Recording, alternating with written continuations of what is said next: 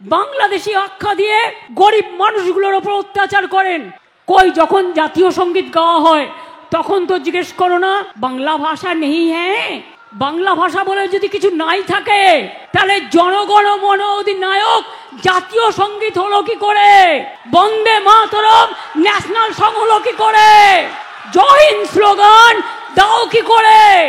আগে ইন্ডিয়া পাকিস্তান বাংলাদেশ একসাথে ছিল, কিন্তু যখন ভারত ভাগ হলো তখন ভাগটা আসলে কার হয়েছিল? বাংলা আর পাঞ্জাবে। এটা মনে রাখবেন।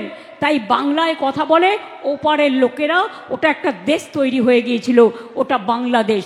আর পাকিস্তানেও একটা পাঞ্জাব আছে।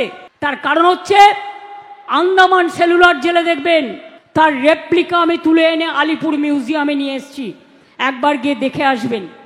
90% স্বাধীনতা সংগ্রামী যারা আন্দামান সেলুলার জেলে ছিল তারা কিন্তু বাংলার, তারা কিন্তু বাঙালি ছিলেন, আর 10% ছিল পাঞ্জাবি। তাই মনে রাখবেন ভাগটা করেছিল হিংসা করে বাংলাটাকে আর পাঞ্জাবটাকে।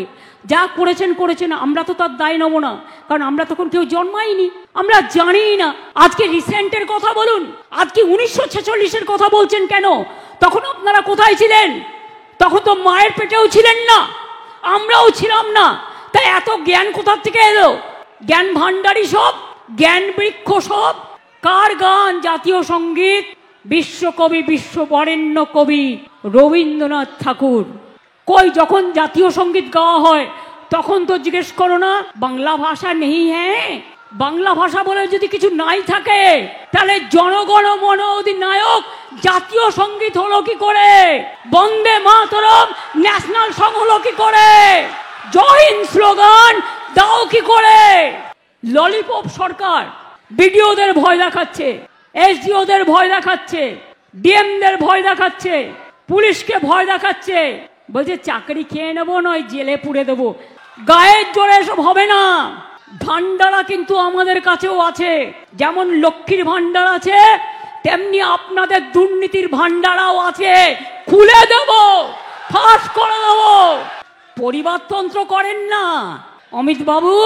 আপনার ছেলে ইন্টারন্যাশনাল ক্রিকেট বোর্ডের প্রেসিডেন্ট, রাজনীতি করলে তো তার কিছুই নেই, এ তো হাজার হাজার লক্ষ লক্ষ কোটি টাকার মামলা। কই এটা পরিবারতন্ত্র নয়, এটা সমাজতন্ত্র। জিজ্ঞেস করুন ললিপপ সরকারের ললিপপ বাবু আপনার পরিবারের কতজন, কোন কোন রাজ্যে আইপিএস আছে, আইএস আছে, সব নিজের পরিবারকে চারিদিকে কাজে লাগিয়ে আপনি এখন ললিপপ চালাচ্ছেন আমাদের ওপরে।